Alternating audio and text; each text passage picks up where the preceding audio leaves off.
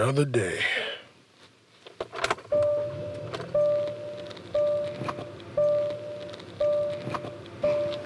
All right, let's ride.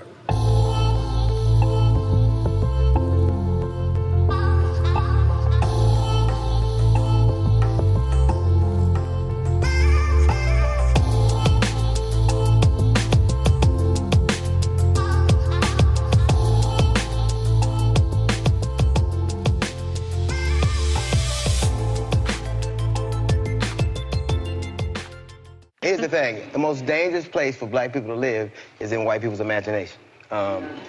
When you look at the fact, honestly, if you can have just shot up 17 people, and the police will arrest you. They know you have a gun, but they'll shoot the kid they thought had one. They'll shoot him in the back. And here's the thing, it's just, we live in an America right now where we've evolved. We believe that a man can be a woman trapped in a woman's body, a woman can be a man trapped, but we inherently believe that black people are criminal. We can accept that you are a man trapped in a woman's body, but we don't, for some reason, we can't buy the notion that all black people aren't inherently criminal. And that's, it really, and that we don't, like for every time something happens, they'll say, these dualities can't exist. You can't tell us we live in a country where you're innocent until proven guilty, but then okay you being murdered because he said you were guilty, the cops said you were guilty. They didn't try you. Before they tried, right. And the truth of the matter, America's never, there have been 200 race riots in America, primarily because black people or people of color have been killed by the police, but nobody be brought to account. That was before there was black on black crime. So what was it then? We've been murdered for reading, for looking somebody in the eye, for whistling at somebody. The murder of black people at the hands of people of authority has always happened. And police are doing what they've always done, which is the police for us have never been about protecting us, sir.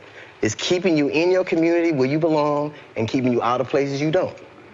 That's just how it's. You know, there are some good officers out there, a lot. But nobody needs to say that, because we already know it. We know that. But let me make it this distinction. The same officers that patrol communities of wealth aren't the same ones that control communities of color. They're not the same officers. That is true. That is true. All right, so how did you feel about that? I was wondering what was up with that hat he had on, just being honest. I didn't know if he was dressed as part of a theme. The hat looked kind of dusty. I didn't see the whole show, so obviously I don't know. But he said some real shit, man. Like, he said the part where he was talking about how the shit with the police been going on before the real era of black on black crime. Like, I don't come from that. I came from when everybody was talking about it. So it kind of blew my mind. I never even thought to think that, and that just shows you one thing you can get from older people. And after watching the video, one of the things that stuck out to me was the look on that lady's face sitting to his right. Like, she did what how do I say this without sounding like an asshole? She did the white woman nod when they're listening, like when you see all the journalists listening to people of color, when they're talking about some shit like, oh, I experienced X, Y, Z, it's like, okay, the nod and like it's blowing your mind hearing somebody say that in person. Like, I really went through some shit and this is something that affects me. It's like the look she had on her face is like the look people have when they realize some shit they've ignored their whole life is affecting somebody. It's like when you hear a man, when you see a man listening to some shit a woman said happened to her, and the shit that as a man I don't think about on the day-to-day about being mistreated as a female, when you hear them expressing themselves and really giving you the nitty-gritty of what it is to be a female, and you're like, oh shit, I didn't think about it like that. And all you can really do is shut up and nod and agree. That's what I saw her doing. And D.L. Hughley, he's great to me when he speaks because he always comes from a point of experience and there's wisdom behind what he says. He's not just saying it to be an asshole, to be trending or whatever. He's giving you his real opinions and backing it with his experience. So I think it's dope that he continues to do that shit, man. But my mind was blown by that statement he made, and I'm glad he was able to say it on a platform like The View, because that's some real shit. Like what he said about how the cops are different in different neighborhoods and how they're meant to protect everybody else but kind of contain us. I mean, that's just how I feel, bro. I agree with that. And I agree with that too, because I actually have my own personal story with the law. And this is somewhat recently. It's crazy because I was on my way into work and I get up at maybe 4 o'clock, 4:30 in the morning, and I shoot all the way to another city within this city to work. And basically, I was in the fast lane where the speed limit is only like, I want to say 50, 65, something like that. I'm in the fast lane and I'm doing the speed limit. But apparently, it wasn't fast enough.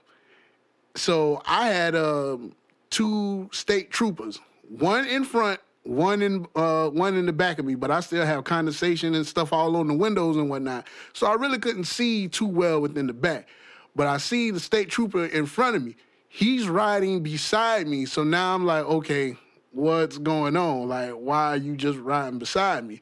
So he gets over into the lane that I'm in, but he has the turn signal on going towards the right. And I'm thinking to myself, why does he have the turn signal going towards the right? And then after that, I see somebody, the state trooper, he's behind me, he puts his high beams on. So now I'm like, why is this dude putting the high beams on me? Not knowing that it's the state trooper. So I speed up a little bit. The state trooper that was in front of me, he veers off and he goes into the slow lane of the highway. So I speed up a little bit, and then I end up, still maintaining the speed limit because, you can only go so many above and so many below before, you get pulled over for speeding. So when I ended up doing that, he speeds up behind me again, and then he puts his high beams on. And I'm like, dude, I'm going the speed limit. I'm not finna go any faster than that. Not even a second after I thought that and was like, I'm not going any faster than what I'm supposed to, all of a sudden, the red and blue lights came on. And I'm just like, man, fuck. So I pull over to the side. He comes out, and then the first thing he asked me was, do I know why I got stopped? No. I mean, I'm going the speed limit. Why did you pull me over? Basically, he was saying that I was going too slow within the fast lane, but it's 5:30 in the morning. It's not too much of real traffic out here, and I'm at the actual speed limit, and it's still, quote unquote, going with the flow of traffic. So then he was like, you have your license, registration, all that other stuff. Now I'm in my scrubs, and the pockets, for anyone who's seen scrubs, some scrubs, they don't have the pockets, where regular pants pockets are. My pocket is down on the lower part of my leg. That's why I have my wallet, and I'm letting them know, I'm like, hey, my wallet is in the lower part of my pocket. And he's like, yeah, well, that's where most people would keep their wallet. And I'm like, well, I'm in scrubs, so my pocket is lower. I don't need for you to be pulling your gun out on me trying to shoot me up, thinking that I'm reaching for a gun or anything like that. The first question that he asked me when I ended up telling him that, so you believe that rhetoric about cops killing innocent black folks and let's get woo-woo? It's not the fact of whether I believe it or not, but it's more so of me taking that precaution and letting you know so you don't get all fearful and end up putting my ass with fucking holes in me. So now you got to explain that shit to my mom and my dad, who's an hour and 45 minutes to 2 hours away from you, on why the fuck you shot their son. I pull out the wallet. I give him my license. He asked for my insurance. I told him it's on my phone. He went to the car anyway and basically just pulled up my information. All while he saw that, he seen my license to carry. So now he's like, okay, do you have a gun in the car? No, I do not have a gun in the car. Dude, I'm in scrubs. I'm on my way to work. Why the fuck would I have my gun in the car with me? he does all of that, and basically he runs my information. He comes back. Thankfully, he just gives me a warning, but he was like, the reason why I ended up stopping you was because you were going slow within the fast lane, but the speed limit is 65. I was actually doing 70. And then he was like, well, you also were doing 82, but I could throw that in there. Basically just trying to get me riled up to see how I was going to react to the shit or whatever. But I'm like, yeah, but the only reason why I ended up doing 80 is because you were on me and you put your high beams on me. I didn't know who the hell you were. I still have condensation on my window. I can't see too well back there. But I said all of that just to say that, you know, basically what it was that he was saying, it was all out true. Not only was it like truth within what he was saying, but it's people who experienced that. Me as a veteran, a person who fought for his rights, whatever, who's probably seen more dangerous shit than he do on a daily, ended up going through some shit like that. And it's just me going to work and having to deal with that, and then him being in his feelings because of the response that I ended up giving him and being cautious for myself and making sure that I don't get shot the fuck up. Like, how the hell do how the hell do you, you know what I'm saying, wrap your mind on some shit like that? Oh, yeah. We definitely got to be careful, bro. I just would have responded with that. I got to be careful, bro. Unfortunately, positive traffic stops don't make the news, so this is what I got to deal with. I'm just letting you know, for your safety and for mine. I don't want to be in no bullshit. I'm just trying to go to work, get my ticket, my warning, whatever, and I'm a roll. They kill me with that shit, bro. I think when you say stuff like that to them, it puts them on the edge, but I feel like they can sense it. I got pulled over in Coronado, bro, and I feel like that cop knew I was nervous. He was like, yeah, I'm going to go ahead and let you roll. He's like, hey, just kind of slow down. And I was like, word, cool, but he knew I was nervous just because of my body language and how I was acting. And I think it's probably 50-50. 50% probably feels like, damn, they got us out here fucked up with what they're showing on the media, and the other 50% is like, I get it. You know, just judging by how he handled it. One thing I feel like they hate worse is when you notice the ass in them undercover cars, though. You ever had a cop try to sneak up on you in the undercover? Like when you've been kind of speeding and they try to slide behind you. I'm like, nigga, we recognize that goddamn antenna. I see you, because you ain't that slick. You in that cop car. You got the same car I got. You got goddamn Chevy Malibu riding my ass. I knew I wasn't supposed to be in that fast lane in Virginia. I was damn sure in that bitch, though. When I tell you bruh slid up behind me so smooth, that sounded weird. When he slid in the car, he slid behind my car so smooth. When I seen that antenna, I'm like, man, you got me fucked up. I slowed down on his ass in the fast lane for 15 minutes to the point where he got out the lane, drove past me and looked at me. I looked at him and smiled. It actually happened to me recently out here. Like I'm driving, like you said, there's two cops, and one kind of slid behind me to see what I was gonna do. And he was on my ass for a little bit. And I felt like he was, running the plates, obviously, how they do when they're trying to track anybody, just to see if I got something, or a crazy driving record, or whatever record they can find on me. And he rode me for a little bit, trying to see what I was going to do, how I was going to act. And I was like, nah, nigga, this smooth criminal over here. I done seen this shit too many times before. He rode past me. I waved at that nigga like motherfucking the Kimbe Mutombo. No.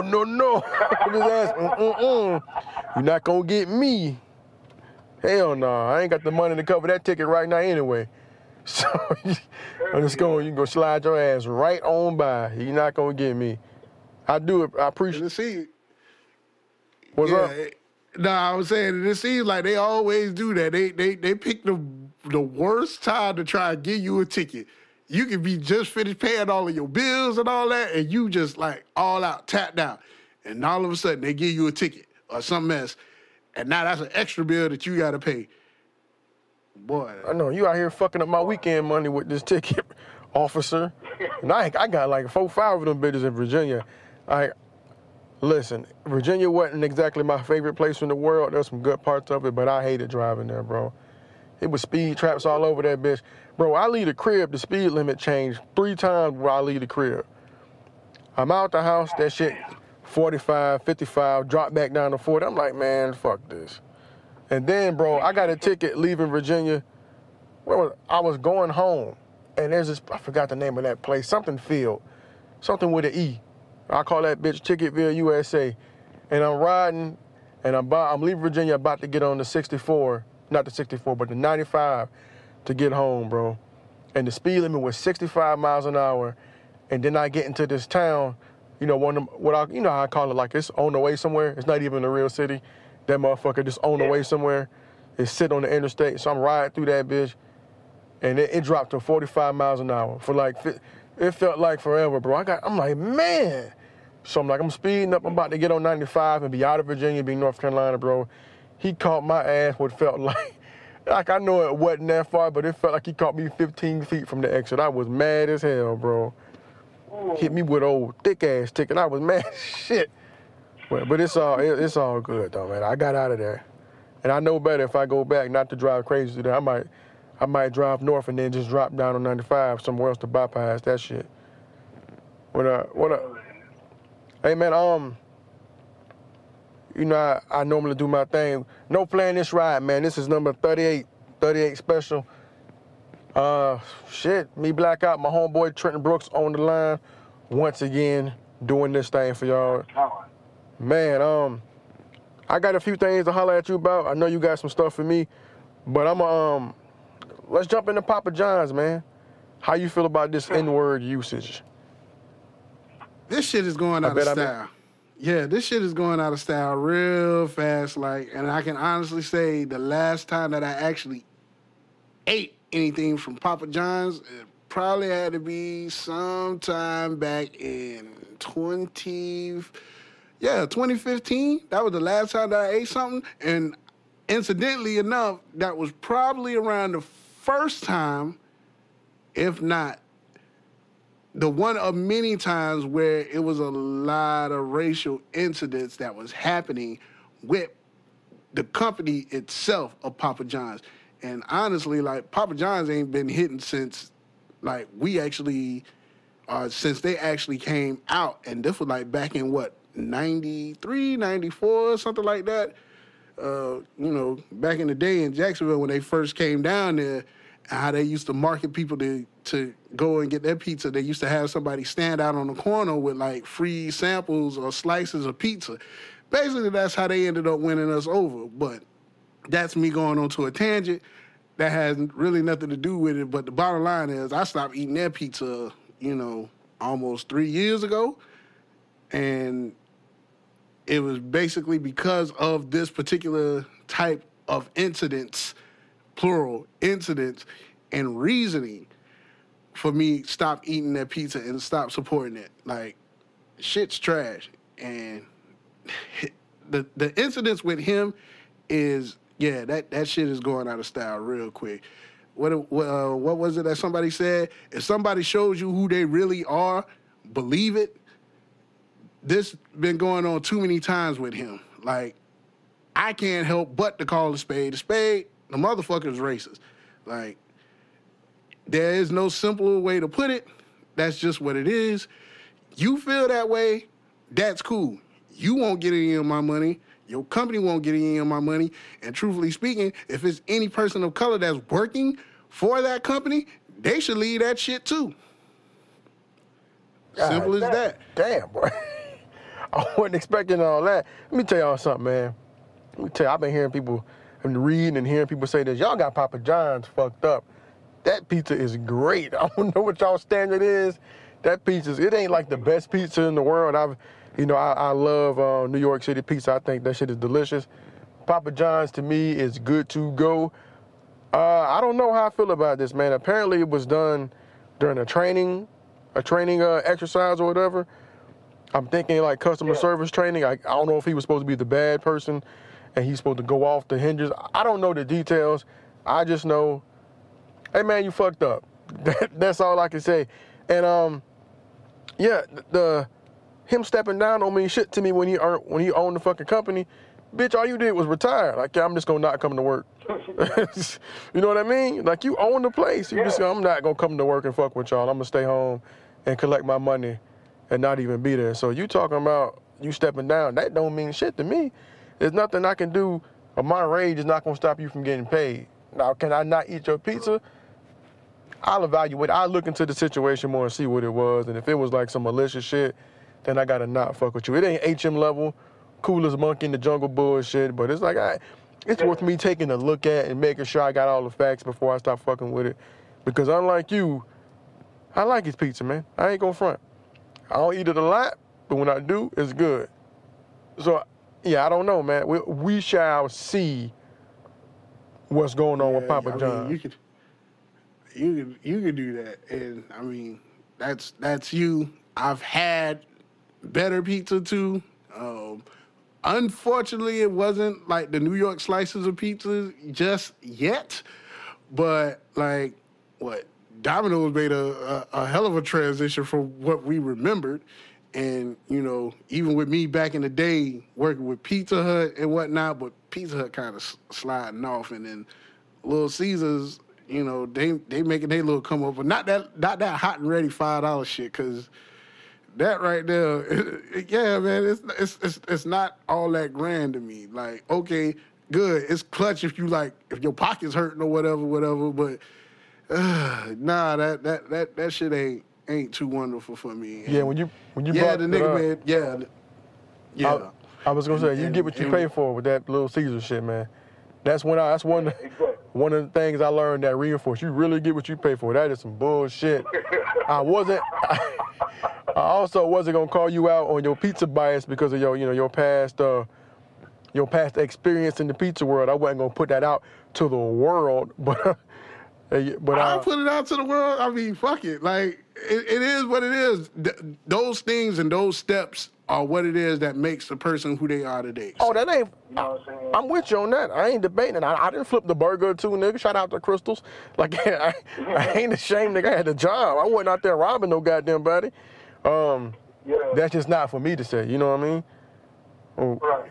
What else, man? What else you got over there on your what notes you got, bro? What you got for me? All right. So we've already done touched up on the racial climate shit, and basically we just want to give that a moment just to breathe and, you know what I'm saying, absorb itself within that. And the other thing that I wanted to pretty much get a take on was Stormy Daniels, the porn star who basically came out and was like, you know, the president or Cinnamon Hitler, Agent Orange, Coke 45, that's what I call him. Whatever it is that you want to call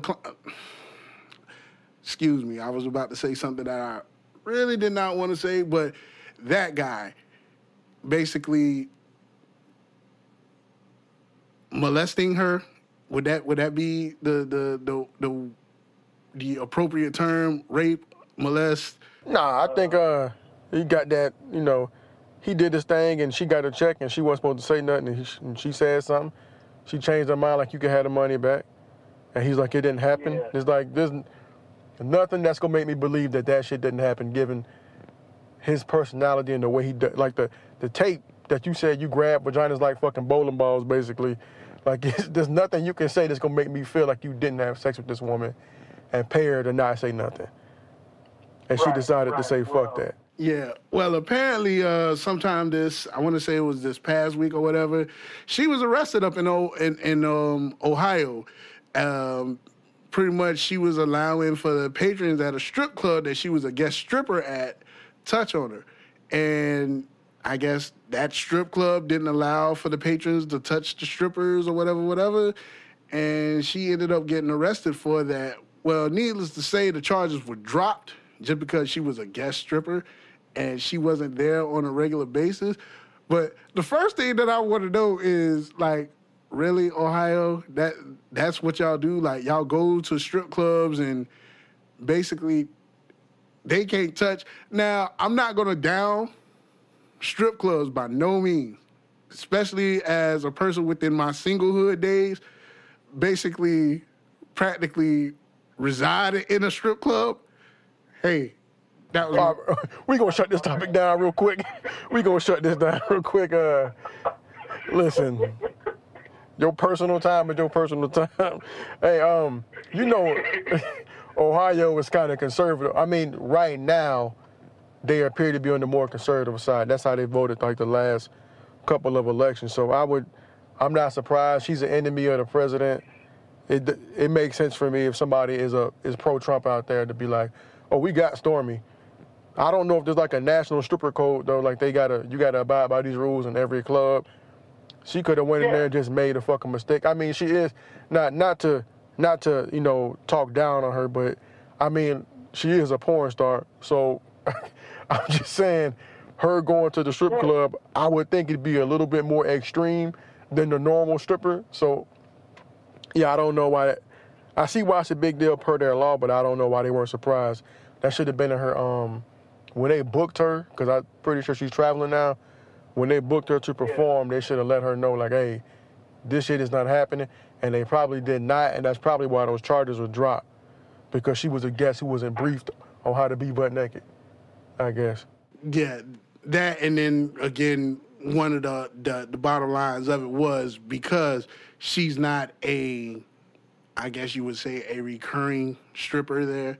But just like you said, which makes the most perfect sense, they should have had that within the agreement. Hey, by the way, we don't allow for the patrons to touch the strippers. So if you allow for that to happen, that won't happen here. We don't allow for that. Like a simple communication or something within writing, all of that could have been avoided. But I just felt like that was the craziest and the most mind-boggling of fuck shit that could possibly happen anywhere within the country. I know it's been more, but that one for some reason just stuck out to me. Like, how the hell does a stripper get arrested for a patron? So that means that they literally had to like throw their ones at her. They couldn't like go take in and put in a. You get where I'm going with that? Like that. I'm staying clear of this shit, man. I'm staying away from this. It's ain't nothing to do with me, man. I'm just letting you talk. If anything, they probably should have. I would have put that on the patron. I'm pretty sure that person lives there, and she ain't naked in Ohio every day. She don't know the nude rules in Ohio. I would put that on the patron because they partook in actually touching her, unless she like, hey, touch me and grab the dude. But I'm gonna move away from this, man. For my own safety, I'm just gonna bypass this. You took it down the dark road. I'm a segue real quick. I'm gonna do a poor segue into sports real quick. DeMarco Murray is retiring. He played in the NFL for a little bit. Was an NFL Offensive Player of the Year. He's retiring after a few years. Goodbye. You didn't play for no team I liked. Fuck you. But hey, you did something I never did. I won't shit on you. I won't shit on your accomplishments, but hey, man, you didn't play for my team. I really don't care. I hope your money together. I'm pretty sure it is if you're going to retire. So congrats on your career, but I don't care about your stats. As a person, I wish you luck, but for your stats, I don't care. Also, this is probably going to sound counter to what I just said, but listen, man, and this kind of goes on the reporters too, and I'm not going to hold this particular athlete responsible for his actions, but Isaiah Thomas, man, IT has had a rough year and a half. So this man, who was at one point looking at signing a max contract, thinking he was going to be able to sign a max contract, was traded from Boston to Cleveland. He got to Cleveland, he was injured, didn't mesh well, got to the Lakers, and by the time the season was over with, he ended up being a free agent. Now, IT recently signed a 1-year minimum deal with the Denver Nuggets. And Bleacher Report and other people, when they posted it, they kind of clowned him like, oh, he went from expecting a max contract to taking the veterans minimum. I'm like, listen, bro, first of all, we got to stop talking shit about these players. One, if you ain't never been to the NBA, I'm going to need you to shut the fuck up, man. For real. When you're talking about this man's contract, because he probably makes more than everybody talking shit about him. Unless you're like another NBA player and you're dogging his contract, or you're a former player, you got to shut the fuck up, man. The man is 5'9" in the NBA. He was the leading scorer in the fourth quarter the season that he went to the conference finals. He was on LeBron and them's ass in that conference finals when he played against them. And he did it all while hurt. With his sister dying. With getting his fucking tooth knocked out on the court. Like, they knocked this man's teeth out on the court. He still fucking played. Now he's a fucking joke. I really don't understand how we treat people. I won't just say celebrities. I'm going to say black people, because I can't really speak for nobody else. I don't understand how we tear down people who could do shit we can't. I get it's the meme era and all that shit, and I do it when I'm talking about musicians, because I'm being critical of their art. But if somebody could throw a football better than me, I can not like them, but I kind of got to shut the fuck up. If you've never been to the NBA at 5'9", where you're basically a midget, and you putting up buckets on everybody, you kind of got to keep your mouth closed. Let the man do his thing. It's like I said in the last episode. Everybody talking about DeMarcus Cousins, the Warriors loaded, whatever. Listen, these guys are coming off of injuries. They're basically getting their one-year audition. If IT does well in Denver, he'll either leave there or stay, but he will get a decent contract somewhere else. Give it some time. Let the man heal. Let him get into the system. If he does his due diligence, plays well within that team, and he's a factor in them winning, he will get a deal either there or somewhere else for multiple years and more money. The same shit with Derrick Rose, how he had a deal for like $1 million, got traded from Cleveland to Utah, never played for Utah, then got picked up by his old coach in Minnesota, and he was over there and he was productive. Voila. He put up like 20-something points in the playoff game. So, people, we gotta give these guys time to heal and think about what we say before we say it. And speaking of Derrick Rose, and I know I say this a lot, but I'm real passionate about it. The Chicago Bulls gave Zach LaVine about $80 million for 4 years coming off a torn ACL. D Rose took these motherfuckers to the conference finals, was Rookie of the Year and MVP. Did he have his injuries? Yes. But they traded this motherfucker. He was still productive. I say it all the time. He was still putting up like 17 points, 3 rebounds, like 7 assists a game when he started for the Knicks. He's still a productive point guard. But they traded D Rose, they traded Jimmy Butler, and they got a bunch of fucking trash. The one thing that came out of that was good was the 2 draft picks. They got Lauri Markkanen, who was better than I thought. I was wrong, I can admit that. And they just got Wendell Carter Jr. and they got Hutchinson from Boise State, who should turn out to be decent players. Now, my thing with Zach LaVine is a high-flying dunker who had a torn ACL. Chances are he's not going to change his game with him being this young. Now, had he played the whole season and put up a bunch of numbers, I could see it being different. Had the Bulls went out and got somebody else, I could see it as different. But for them to sign somebody who came off basically the same injury as Derrick Rose is a slap in the face. Now, this man played 24 games for them, Zach LaVine, after he got on the court. He played 24 games and averaged fucking 14 points a game. But you give this guy an $80 million contract because the Sacramento Kings matched him. Listen, let that motherfucker go. If they're gonna give him $80 million to go be in the West out of your conference, you're probably trying to take anyway. Let that motherfucker go and let some of them young guys play. If you're really not trying to win, it doesn't make sense for you to sign this guy. Or is it that y'all think the East is wide open because LeBron left? It's not. I don't think it's going to roll like that. And now you motherfuckers are looking at Jabari Parker from Milwaukee. I know he's a Chicago native like Derrick Rose, but this motherfucker tore his same ACL twice. But y'all thinking about signing this nigga. Come on, man. Come on, this Chicago Bulls, this don't make no goddamn sense. It doesn't make sense. Are you paying people just waiting for them to get hurt so you can tank? You might as well let them motherfuckers go and let them young boys play. And then y'all just let one of y'all young boys go who's playing well. Nawab, I think his last name is. Y'all let him go, and he's probably going to the Spurs or the Clippers. So y'all had young guys, and y'all letting them go to keep these injury-prone motherfuckers there when you lost a guy or you traded a guy who got injured and came back and was still productive. And you line them numbers up between Derrick Rose and Zach LaVine and tell me who's the better player coming off injury. I'm just saying, that's That's my sports shit. Stop tearing down that fucking mural of LeBron, man. Let the man get there and play. Be grateful. I already said it. You ain't no LeBron fans no more. Y'all Laker fans. I made that statement a podcast or two ago. That's all I'm saying about that. I can't get ready. I can't wait to be ready for football season and shit.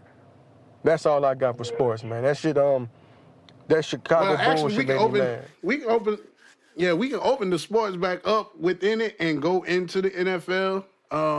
This may be kind of crazy too, but we need to send an open letter to the creators of Madden and EA games.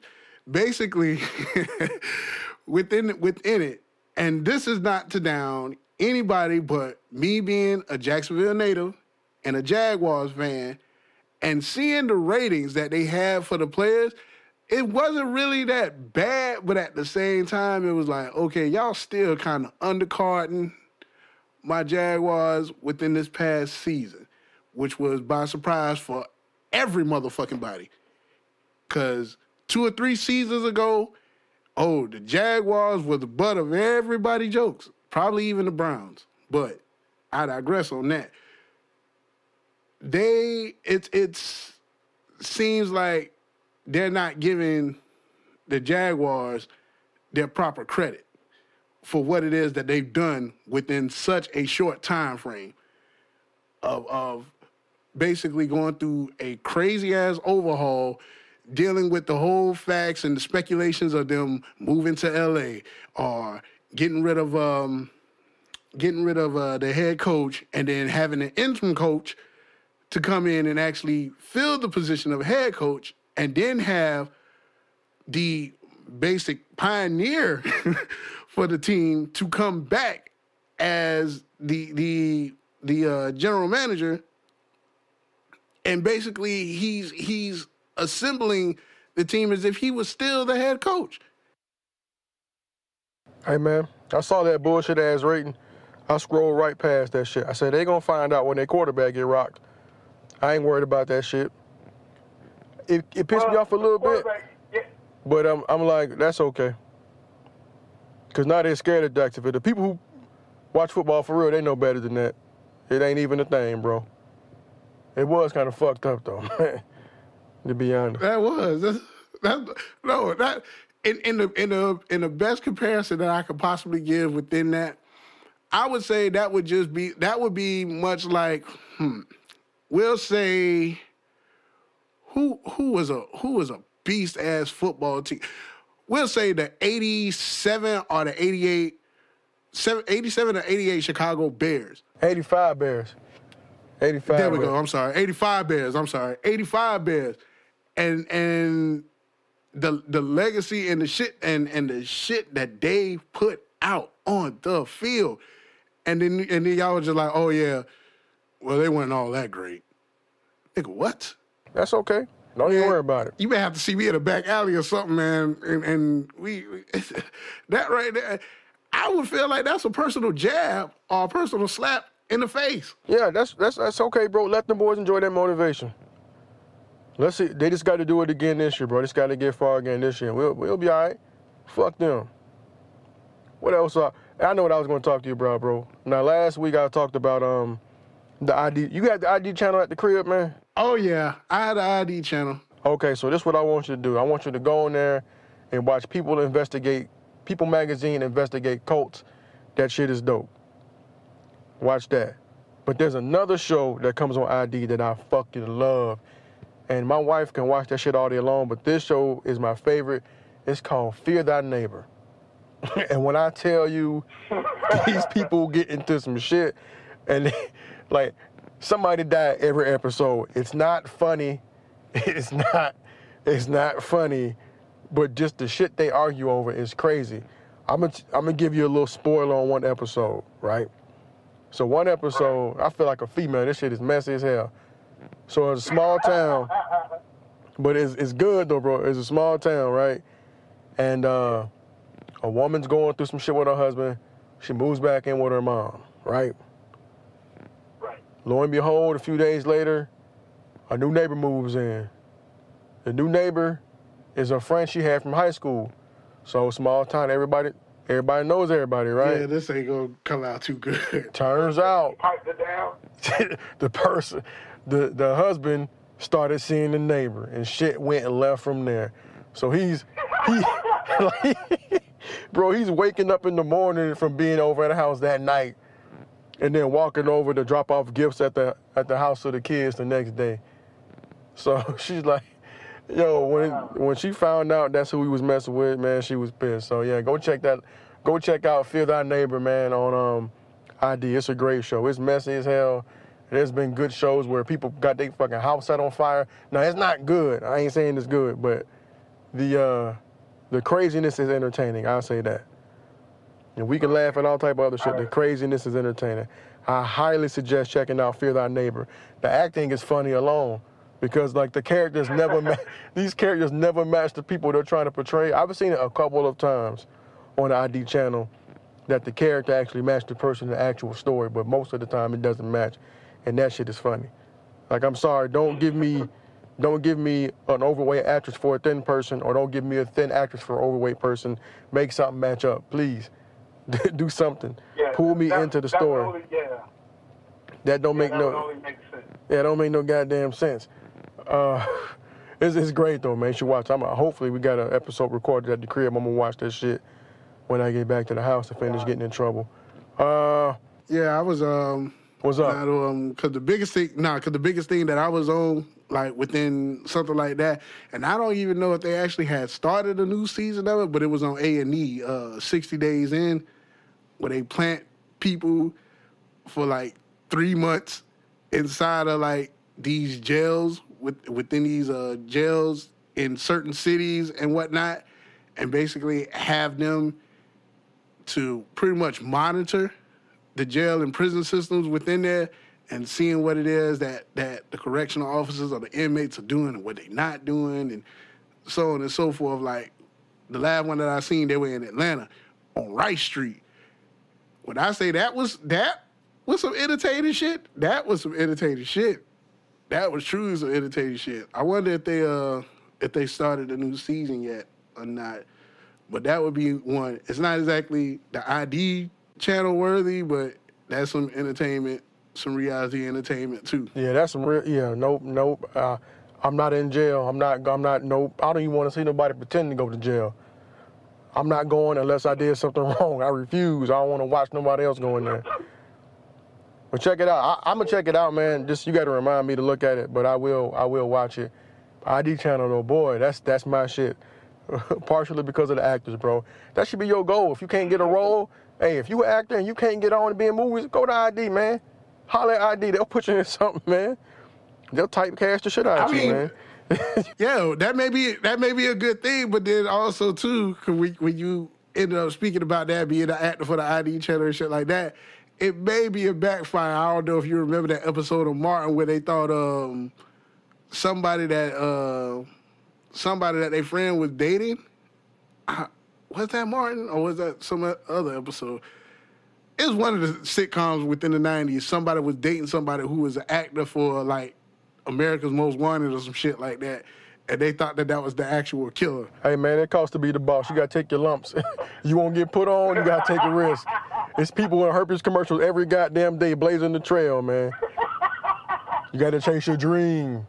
Bumps and impotence included, bro. Get on out there and chase your dream, bro. Go act for ID. They need you. The ID channel needs you. You could change the game, lift the standard. You could be the one. What else? I had something else. Bro, so internet personalities. I want to talk about a few of them, and then I'm going to slide it into something else. My man, Josh Prey. That's a funny dude, man. The dude that did the video talking about he could taste the air, and like somebody broke into his house and he was beatboxing coming up the stairs and shit. That dude's funny. If you ever seen anything on a Facebook video with slightly overweight black gentleman with a beard, Josh Prey, he's a funny dude, watch that. But I'm gonna be real. The funniest person on the internet to me is goddamn Spice Adams. So if you follow my Facebook page, if you follow the No Playing This Ride page, I post a lot of his shit on that page. That big dude is hilarious. He played ball for the Chicago Bears, so or they had a little bit of love for him. He played ball for the Bears. He's always making these videos talking about old heads and shit. So if you ever see a large dude who's real athletic, talking about that's a for sure right on, that's Spice Adams. That dude is hilarious. Yeah, Cream Bigham's the basketball player. Yeah. Like, check all this stuff out. You will find it on No Play in This Ride. I'm not trying to, to ride off of him, but listen, I'm gonna put it on my page, man, because it's funny. So please check out Spice Adams. He got his own page. Even if you don't want to like my shit, go look at his. Entertain yourself. It's a good Saturday act. Yeah, and he is funny. The Kareem Bigham shit, that shit had my ass dying. Them damn stutter steps, and the fake out moves that he be putting for like dishing out the ball. Oh my gosh, that shit had my ass rolling. Bro, when he said, I call this one the twinks, it's when you bounce the ball, twinks your legs. That boy said, that's a for sure right on, boy. He had me dying, bro. That dude's hilarious, though, man. I wanted to get to something else, man. With these internet personalities that, there's a good side and a not so good side. I want to say something real quick, bro. Give me some input on this when I get finished putting it out there. Black conservatives, man. I don't understand black conservatives on the internet. And I'm going to give you a real quick reason. Well, maybe not quick, but I'm going to give you my reason why. Like I said, black people, we come in all types of personalities, all viewpoints, all whatever. Anything you could think, black people have all that, just like any other race. But black conservatives, for me, I take issue with the ones on media outlets. And it's not because of what they believe. It's because of their message packaging. I should have put that together better. It's because of the packaging of their message. Now, if you got something you believe, by all means, if you feel like it's going to help somebody, put it out. And I know all people that are liberal aren't nice people. They don't always speak in a pleasant way. But what I've noticed is that black conservatives usually use condescending tones when speaking to other black people. I've seen black conservatives call other black people lazy. I've seen the what's the guy? The guy I just started watching this shit on YouTube because I'm trying to understand where bro is coming from. It's a dude called The Amazing Lucas. He's a younger guy, conservative, seems to know what he's talking about as far as his references and everything like that. And I don't have an issue with you being black and conservative. If that's what you want to do, bro, do your thing. Put your message out there. If that's the way you feel like we should be, if that will improve the life of the black man, cool. If you're a Democrat, do the same thing. Now, let's not get it fucked up with how the party situation went down. Back in the day, the Democrats were obviously racist towards blacks. That's something that people don't talk. A lot of black people don't know that shit. Like, the Democratic Party in the South was the one that was fucking us over. A lot of black folks don't know that. But now, everything it's emotion. Emotion is going to override facts right now, especially when everybody's getting their news from social media. So the packaging in which you put information out there is going to affect your audience. Right. Now, black conservatives know this because they call Democrats out, not Democrats, they call Democrats out on this shit all the time. They'll tell you like, hey, the Democrats are bamboozling you. They're fooling you when they're thinking that they have your best interests in mind. All these social justice warriors, they want you to be where you're at because they're comfortable with you being where you are in that same situation. They want you to stay on welfare. They want you to keep needing assistance because without the assistance, if we learn how to move on without assistance, we will prosper as a people. Being on assistance and everything makes people lazy, and they don't want to come up from that. Now, I'm going to keep it a buck. I'm going to keep it a buck. You can see generations of black people in the hood doing the same shit as far as selling food stamps, being on assistance, having tons of kids out of wedlock, being low income, having a bunch of kids not able to care for them. Those kids grow up and stay in low income neighborhoods, and it's a fucked up cycle. Does that happen? Yes, it does happen. That's why the hood is so successful. The hood is one of the most successful business models I've ever seen. You have people there who don't have much, who strive to have more than they should. And it's not just black people. And I'm going to tell you right now, I'm not too different from that. I had that same mentality at some point. Even when I wasn't in the hood, I just had that mentality like I need to go get this even though I don't have the funds to cover it. It's not just black people. It happens to every fucking body. But there you don't have the resources. So you go out and get the nice clothes and the nice whatever, the nice chain and all this shit when you don't have the decent car. Shit, I had no car. I had a rose gold necklace, rose gold bracelet, rose gold teeth, and a bus pass. I was all fucked up working at McDonald's. So I'm telling you from experience, I'm not trying to shit on nobody. Like that consumer state of mind, bro, is real. And people do it. But it's in the packaging. Black people should hate the fucking ghetto. Not the community, but the conditions. There's some good things that happen in the hood, like lower income people. And that's my thing is like, they speak like that. You're not separate from us. You have a separate way of thinking. And it's like black people are perceived, the minority of black people is perceived, like even in low income neighborhoods, say the hood, 90% of those people are good people in low income situations. The other 10%, that's who's committing the fucking crime. Not everybody in the hood is a bad person. Some people just live there. They just live in high crime areas. They are not criminals. Yeah. There's a percentage of people there that are criminals, but that's a small percentage, and that's the percentage that unfortunately misrepresents us in the public eye. But for me, in my opinion, I think those are the people black conservatives talk about. Like the dude, Amazing Lucas, referred to them like he went to the Chris Rock shit like, oh, you have black people and then you have niggas. And Chris Rock was making this point, but he was doing it in a joking way, and he was doing it in the package that as a black person, you can accept it without being offended. When you refer to other black people as the ignorants, like, it's not gonna go over well.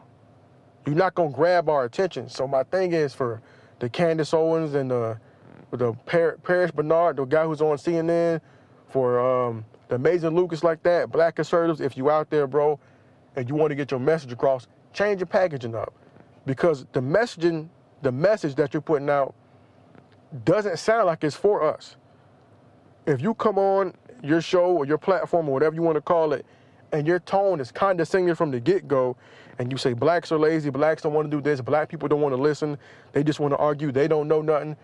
If you come from a point of education and understanding, hey, like I know you've been thinking like this, but try this out, I guarantee you'll get more people to engage you in a positive way versus people just shutting you off. If your mission is that important and you're not just trying to appease massa and not trying to look good in front of these white folks like it looks like some of you guys are doing, if you really want to get to the black folks and other minorities you're trying to reach, speak to us in a way that's going to make us receptive to your ideals. And you wonder why the liberals have such a hold on the black community is because they speak to us in a inclusive manner, not like a, hey, I'm better than you because I know this and you don't, I've been educated and you haven't, you should do this, but you're probably too lazy so you won't. Most blacks don't pay attention to this, but I will. So I urge you black people, go out there and look for Amazing Lucas. Go out there and look for Candace Owens. Listen to them. See what they got to say. Just see what they got to say and see how the tone is. And if you can take something from that as education, do that. Do that. But for those people, I would urge them to check their tone when you're talking to your own people. Because at the end of the day, you slip up one time, story of OJ, you still gonna be a nigga to them people you trying to impress. And I'm just keeping it a buck. I'm just keeping 1,000% real. You still gonna be a nigga to them. Let Candace Owens fuck up and say some shit white people don't like. Go ahead, I double dog dare you. Let fucking Amazing Lucas, let it look like he's in a situation where he did something to a white woman. They gonna cash your black ass out with the trash, buddy. You gonna be the fuck out of there. If they could do it to OJ, they could do it to anybody. Whatever you do, you're not gonna be one of them. I'm not saying change your ideals, just change your packaging. Reach us if you're trying to reach us. look like you're trying to reach us and not impress them. Am I wrong for this? You're not wrong for it at all, but I personally wouldn't urge. It would be more so of I would challenge them to do it. Because with an urge of doing it is more so as like making a mere, is making a mere request to do it. And it's nothing wrong with that. It's nothing wrong with that at all. By no means is it wrong with what it is that's basically being asked for. But within the changing of the package, yes, I 1,000% agree with that. But it wouldn't be more so of an urge. It would be more so of a challenge. Can you make that happen? Not more so of will you make it happen? Can you make that happen? Well, let me interject real quick. Why I say I urge and I wouldn't say challenges, because I'm going to assume a lot of people who grew up a lot of black people who grow up and become conservatives have a history as children. They say I was teased because I was educated in the way I spoke. These people are already on the defense. They're already expecting other black people to not fuck with them. And that's why if you go into a conversation with somebody who you're more than likely going to be at odds with, using the word like challenge, may rub the wrong way. I'm trying to open up the dialogue. Then if the dialogue don't work, then I can call you a jackass. Like, listen, I'm gonna hit you up like, hey bro, I got a question about what you're trying to do. Like I'm gonna hit some of these people up, like social media wise, be like, listen, I got a question about what you're trying to do. Are you trying to reach us or no? Because I'm trying to get into your message and listen to what you're saying. And just listen, because you have to be open to shit. Because let's face it, as black people, all the shit we get from white people for the most part. It somehow has to be filtered through them before we get it, for the most part. Other than shit like this. Right? So I'm gonna say I'm trying to understand where you're coming from, to see your point of view. But if you use a certain language, you're gonna turn me off immediately. And the same thing goes for me addressing them. If I'm trying to get you to open up and tell me why you're doing shit a certain way, if I come at you like a certain type of way, and I see that you're already on the defensive, like, what's the likelihood of you actually speaking to me and giving me why instead of, oh, you don't know what you're talking about, get the fuck out of here. Okay. So the more so of the context, the context and understanding of said context. Yeah, I'm trying to get to why it is the way it is without pushing the button to make you go further with what you've been going through. That's my thing. It's like, I ain't no bitch by no means. I can just ignore you and tell you shut up or whatever. So I'm not going to beg you. I'm just going to ask you, like, what is the purpose of this? So I don't waste my time listening to this shit if that's how you're going to carry it. If that's why you can't, because, this is what I want to do. You know what I mean? Like, I just need the why. Yeah. That's all I'm saying. Okay. And I think it's important that we as black people hear both sides, because I don't think a lot of us do. Like, I watch CNN. They say a lot of shit I like, but I see how they do people too on there. They're not always gonna let people get off their point. Fox News, they're more rude about when they have liberals on there and how they cut people off and how they the whole street people and the shit they say. But I'll watch it just to kind of figure out how people tick. Because I feel like if you watching the argument, if you get a chance to watch both sides, it's worth taking in information from both sides. Yes, always. That's my thing. So I'm like, see, if you look like me and you're talking about it, I'm going to listen. I'm going to see what you got to say. And I'm going to decide whether I agree with you or not. But I got to ask about, how you packaged it. That's my thing. I'm going to move on from this, bro, because it's getting a little late. We running deep into this shit. Yeah. I got a question for you, bro. All right. How you feel about R. Kelly DMing little boys? 17-year-old boys. Surprise. Why? Surprise. Yeah. Like, I can fly you out? No. I can fly you out? How you feel about Robert Kelly, bro? God. I can fly you out? No. Oh, God. Like, it wasn't okay for you to do it with little girls. And you have a tape, even though it's decades old, you still had a tape with you peeing on a minor.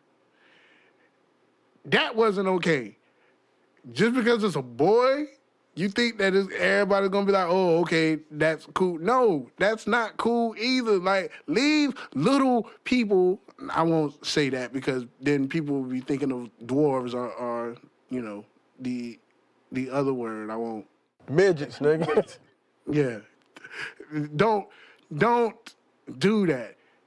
People that you should be communicating with or talking to should be relatively within your age bracket. Now, for me, my age bracket will be within that same decade. So, without revealing too much, if it's 10 years, if it's over 10 years below you, that's off limits.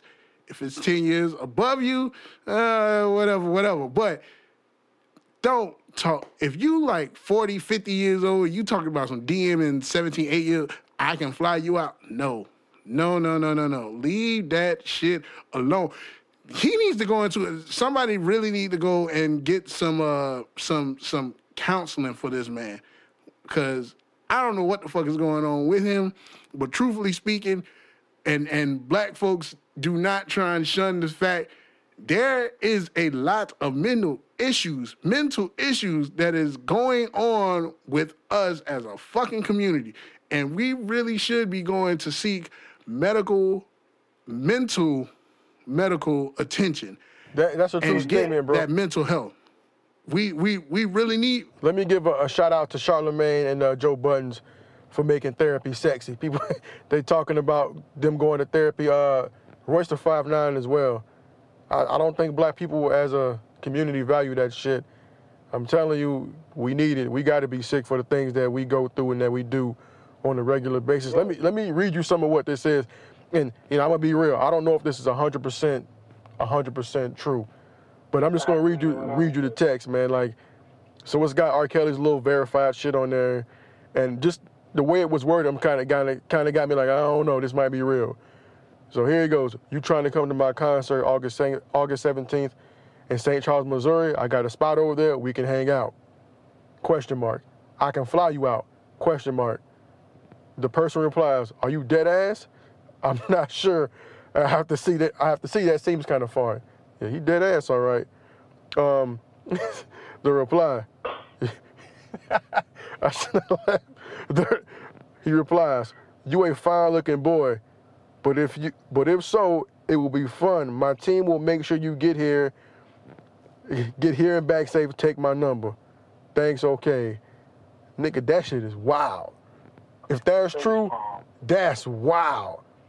Bro, I've been off R. Kelly since you remind me of my Jeep and Move Your Body Like a Snake, Like, I've hated R. Kelly for a long time.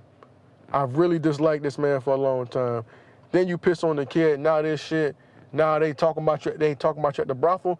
Why is R. Kelly not in jail, man? That is a very good question. Like, I don't even know why the fuck he's not in jail yet. That right there is just like, dude, you can't be trusted with kids. You can't be trusted with kids. Anything like that. Minors, period. Like, that shit is off limits. And then, truthfully speaking, me hearing that shit, and I don't want for it to sound like I'm throwing dirt on this man's name either, because he recently. I am fucking No, not for R. Kelly, but that situation just reminds me of a situation of Bishop Eddie Long, and everything was alleged with him too, and I don't want to make it seem like I'm throwing dirt on the deceased person's name, but those allegations like that, it's kind of hard to walk away from.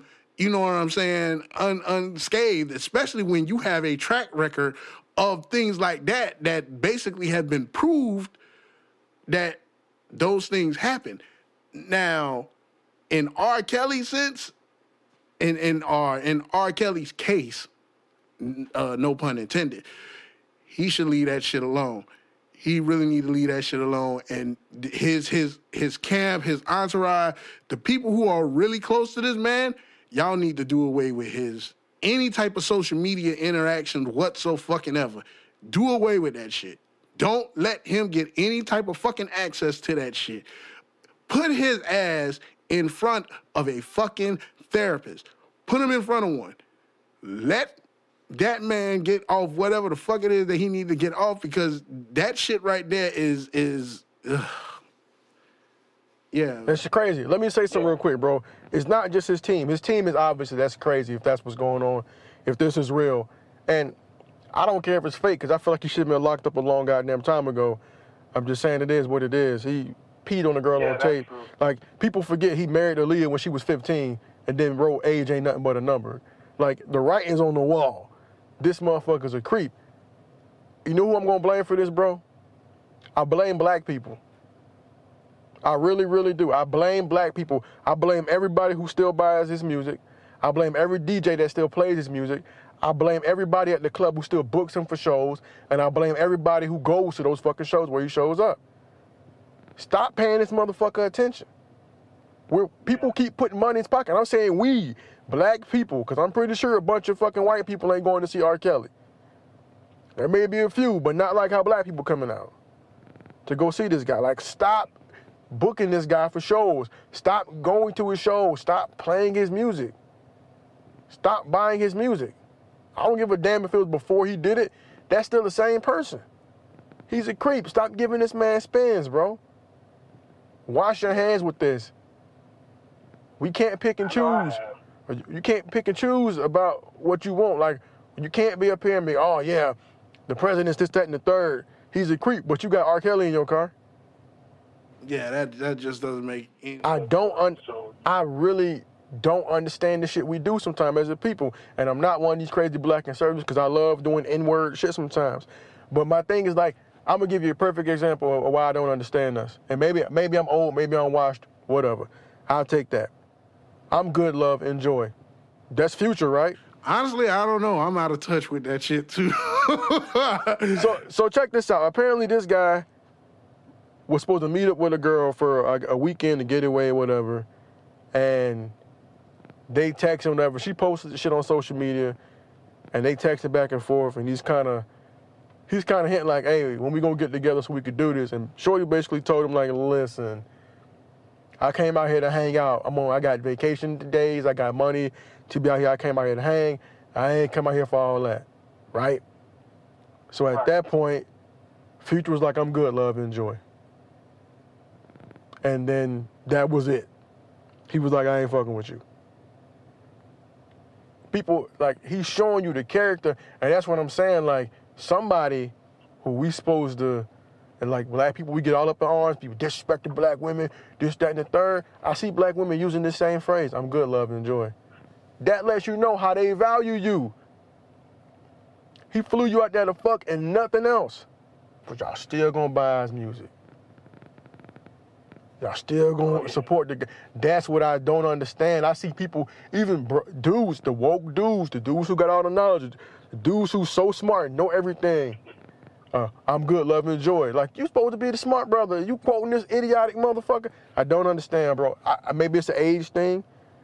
Maybe I'm not where they at.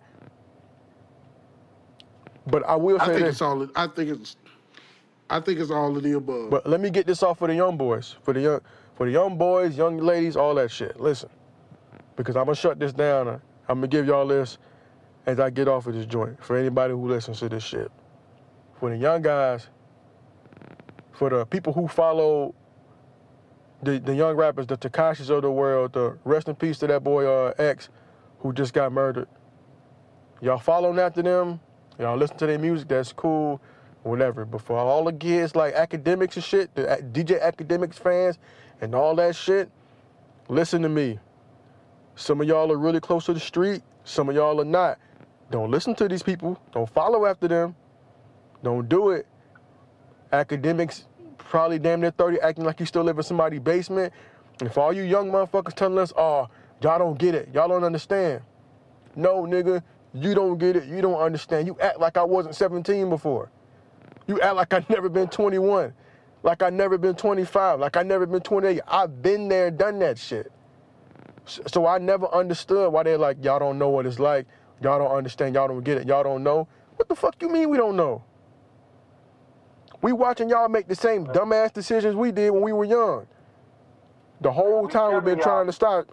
Whole time trying to stop y'all. Don't do that. You might want to chill. You might want to chill. And what they do, out here getting shot. Stupid shit.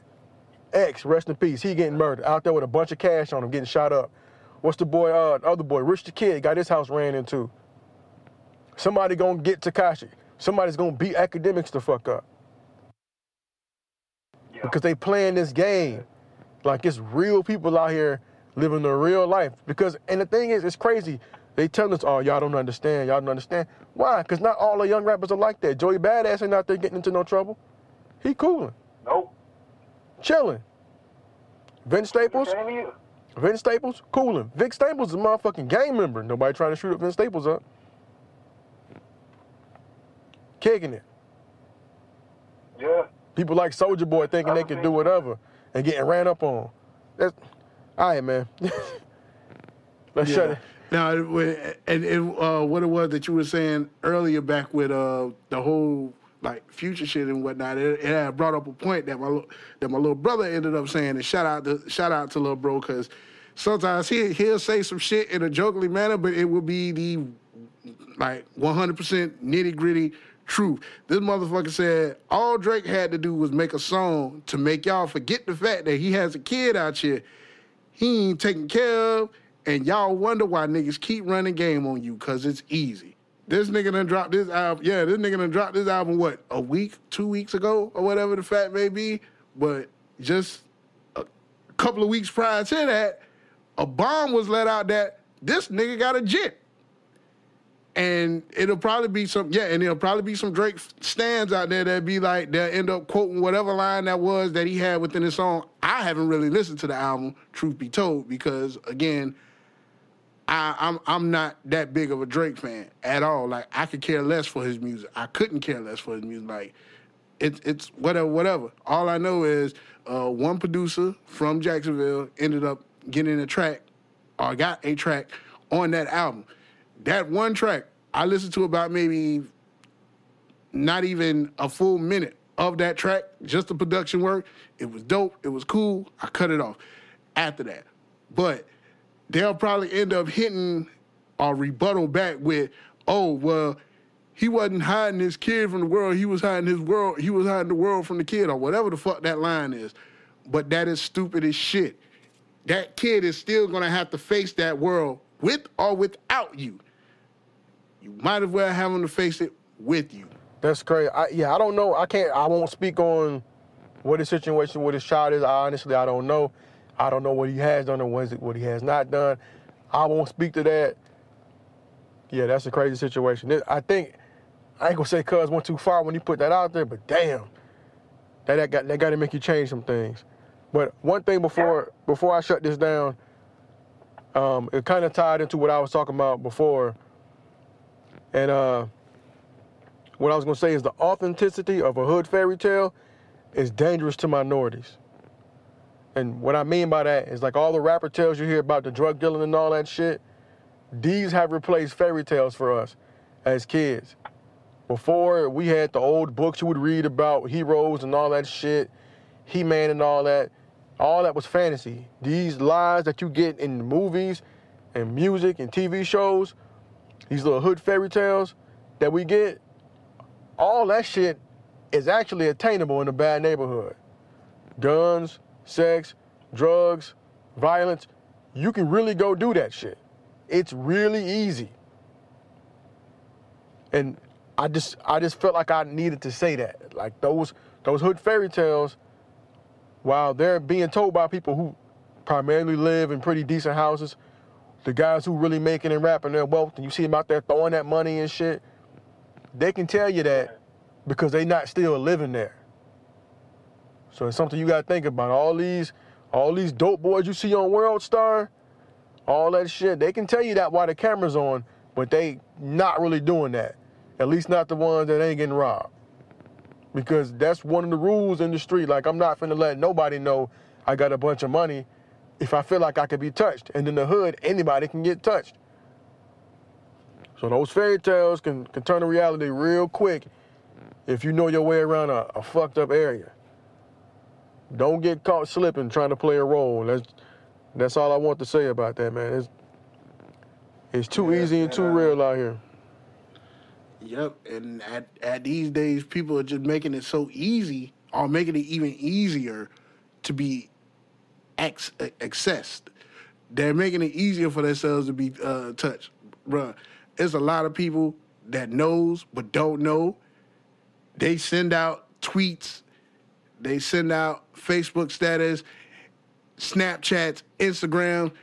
Only thing it takes is for one person to pick up the geo metadata from there, know where you are, and just end it. Just like that.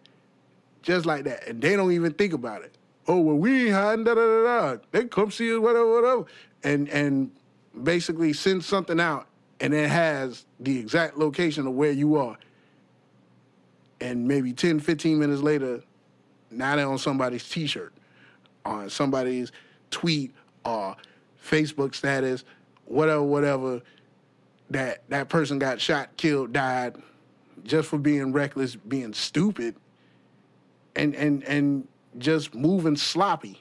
Yeah, out here living for life, man. Last time I heard, the game is to be sold, not to be told. And y'all are just telling in ways unimaginable to where it's real people out there who are really doing those things, and they're permanently shutting you up.